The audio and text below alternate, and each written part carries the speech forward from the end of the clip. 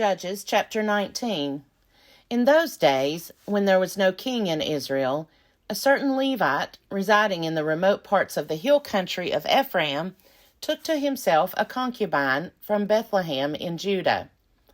But his concubine became angry with him, and she went away from him to her father's house at Bethlehem in Judah, and was there some 4 months. Then her husband set out after her, to speak tenderly to her and bring her back. He had with him his servant and a couple of donkeys. When he reached her father's house, the girl's father saw him and came with joy to meet him. His father-in-law, the girl's father, made him stay, and he remained with him 3 days. So they ate and drank, and he stayed there. On the 4th day they got up early in the morning, and he prepared to go. But the girl's father said to his son-in-law, "Fortify yourself with a bit of food, and after that you may go." So the 2 men sat and ate and drank together. And the girl's father said to the man, "Why not spend the night and enjoy yourself?" When the man got up to go, his father-in-law kept urging him until he spent the night there again. On the 5th day he got up early in the morning to leave. And the girl's father said, "Fortify yourself." So they lingered until the day declined, and the 2 of them ate and drank.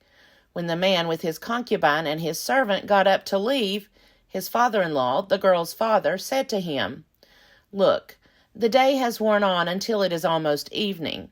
Spend the night. See, the day has drawn to a close. Spend the night here and enjoy yourself. Tomorrow you can get up early in the morning for your journey and go home." But the man would not spend the night. He got up and departed and arrived opposite Jebus, that is, Jerusalem. He had with him a couple of saddled donkeys, and his concubine was with him. When they were near Jebus, the day was far spent, and the servant said to his master, "Come now, let us turn aside to this city of the Jebusites, and spend the night in it." But his master said to him, "We will not turn aside into a city of foreigners, who do not belong to the people of Israel, but we will continue on to Gibeah." Then he said to his servant, "Come, let us try to reach one of these places, and spend the night at Gibeah or at Ramah."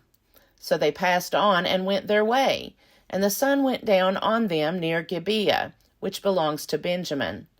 They turned aside there to go in and spend the night at Gibeah. He went in and sat down in the open square of the city, but no one took them in to spend the night.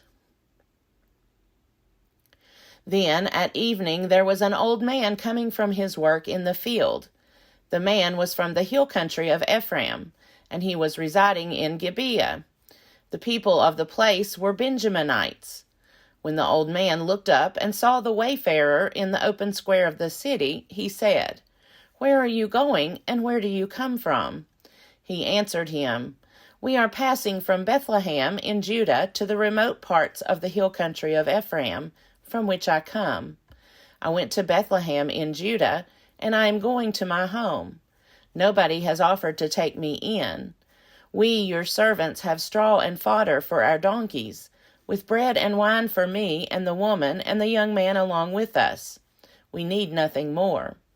The old man said, "Peace be to you. I will care for all your wants, only do not spend the night in the square." So he brought him into his house and fed the donkeys. They washed their feet and ate and drank.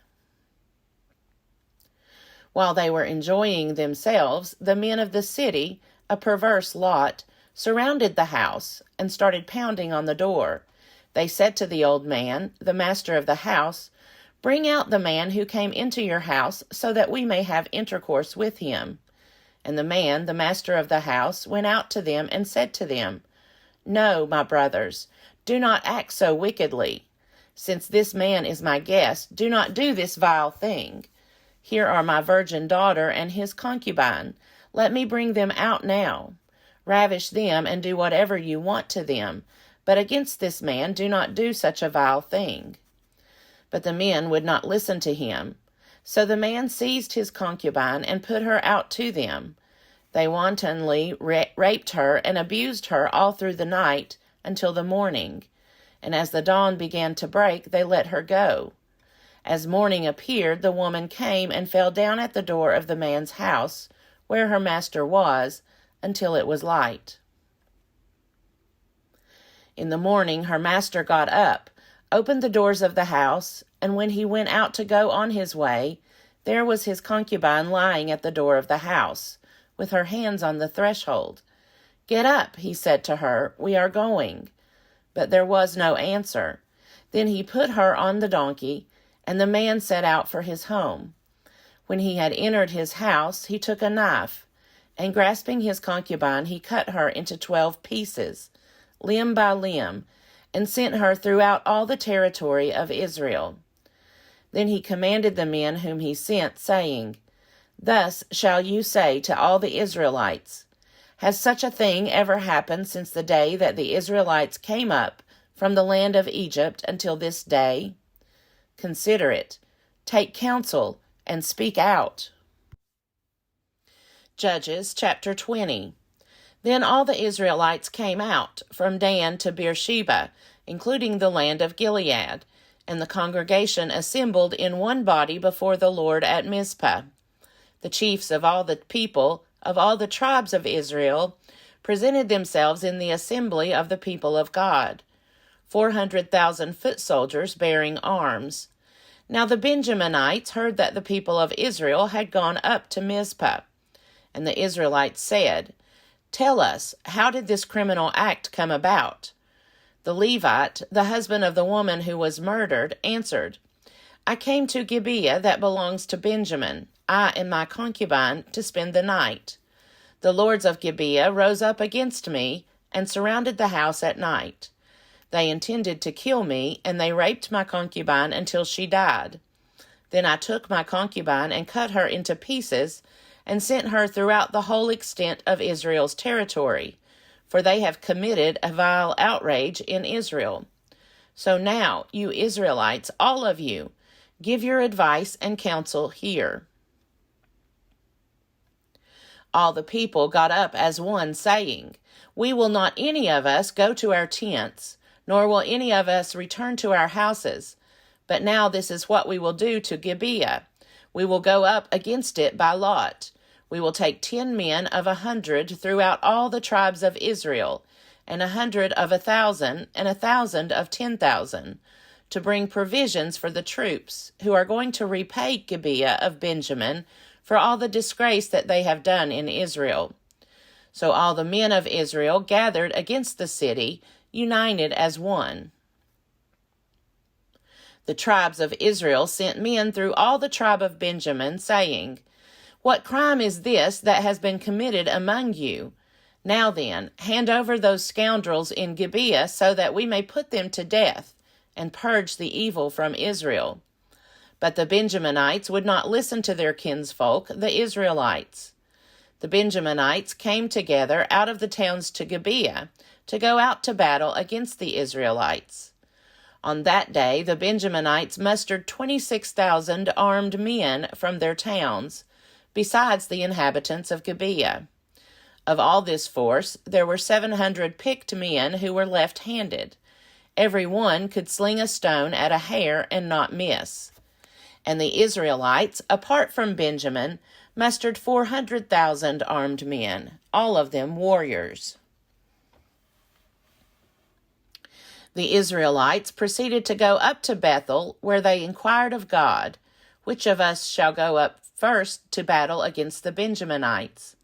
And the Lord answered, "Judah shall go up first." Then the Israelites got up in the morning and encamped against Gibeah. The Israelites went out to battle against Benjamin, and the Israelites drew up the battle line against them at Gibeah. The Benjaminites came out of Gibeah and struck down on that day 22,000 of the Israelites. The Israelites went up and wept before the Lord until the evening, and they inquired of the Lord, "Shall we again draw near to battle against our kinsfolk the Benjaminites?" And the Lord said, "Go up against them.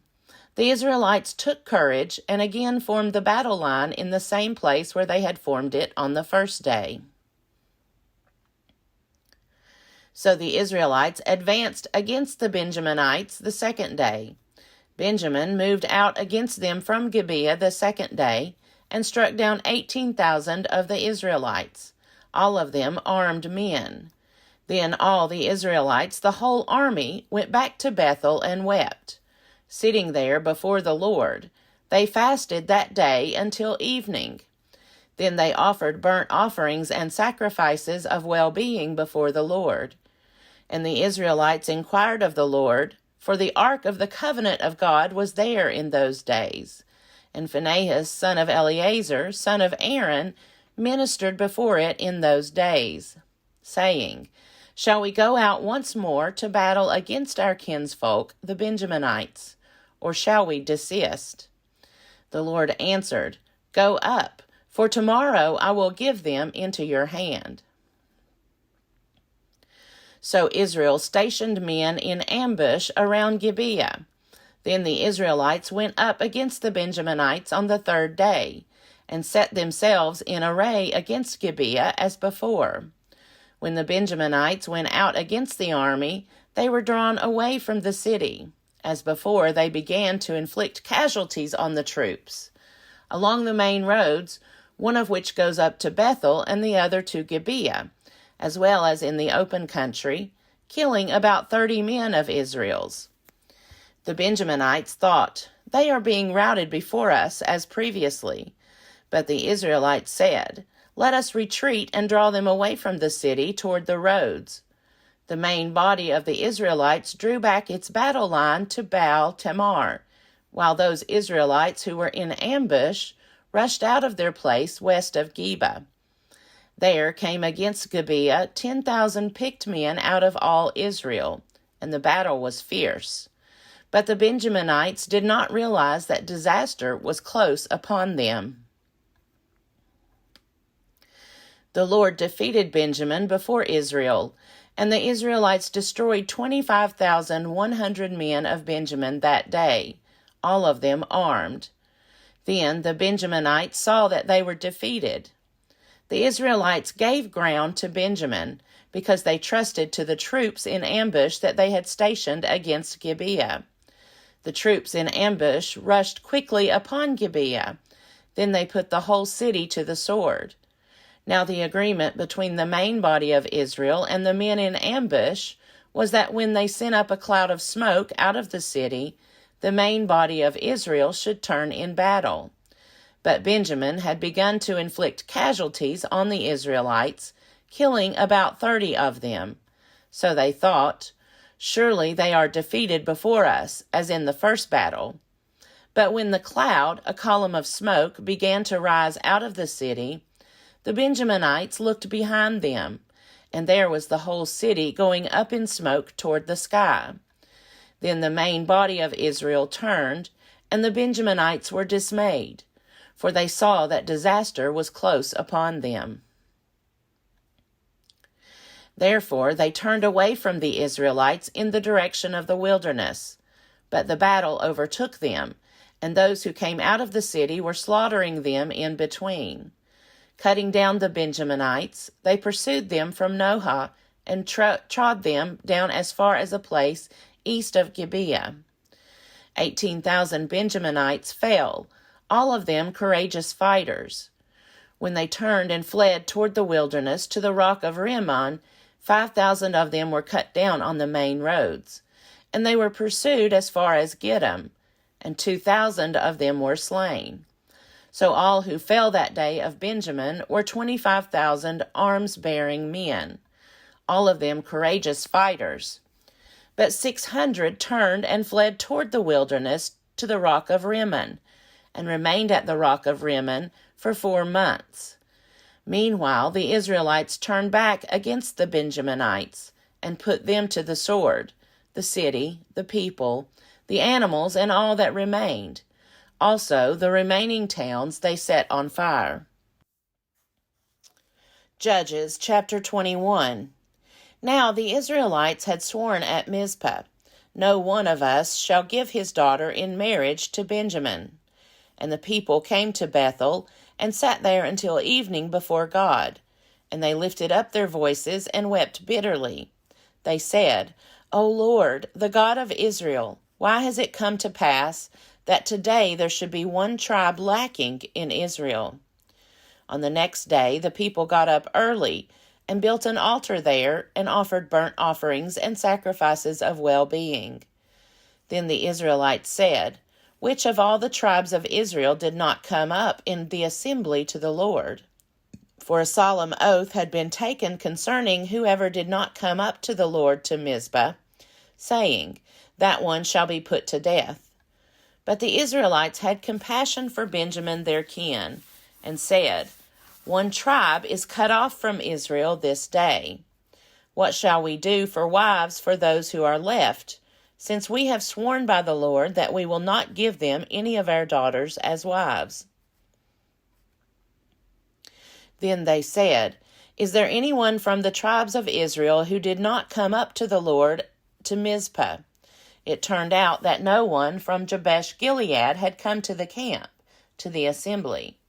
For when the roll was called among the people, not one of the inhabitants of Jabesh Gilead was there. So the congregation sent 12,000 soldiers there and commanded them, Go, put the inhabitants of Jabesh Gilead to the sword, including the women and the little ones. This is what you shall do. Every male and every woman that has lain with a male you shall devote to destruction. And they found among the inhabitants of Jabesh Gilead 400 young virgins who had never slept with a man, and brought them to the camp at Shiloh, which is in the land of Canaan. Then the whole congregation sent word to the Benjaminites who were at the rock of Rimmon, and proclaimed peace to them. Benjamin returned at that time, and they gave them the women whom they had saved alive of the women of Jabesh Gilead, but they did not suffice for them. The people had compassion on Benjamin, because the Lord had made a breach in the tribes of Israel. So the elders of the congregation said, What shall we do for wives for those who are left, since there are no women left in Benjamin? And they said, There must be heirs for the survivors of Benjamin, in order that a tribe may not be blotted out from Israel. Yet we cannot give any of our daughters to them as wives. For the Israelites had sworn, Cursed be anyone who gives a wife to Benjamin. So they said, Look, the yearly festival of the Lord is taking place at Shiloh, which is north of Bethel, on the east of the highway that goes up from Bethel to Shechem and south of Lebonah. And they instructed the Benjaminites, saying, Go and lie in wait in the vineyards and watch. When the young women of Shiloh come out to dance in the dances, then come out of the vineyards, and each of you carry off a wife for himself from the young women of Shiloh, and go to the land of Benjamin. Then, if their fathers or their brothers come to complain to us, we will say to them, Be generous and allow us to have them, because we did not capture in battle a wife for each man, but neither did you incur guilt by giving your daughters to them. The Benjaminites did so. They took wives for each of them from the dancers whom they abducted. Then they went and returned to their territory, and rebuilt the towns and lived in them. So the Israelites departed from there at that time by tribes and families, and they went out from there to their own territories. In those days there was no king in Israel. All the people did what was right in their own eyes.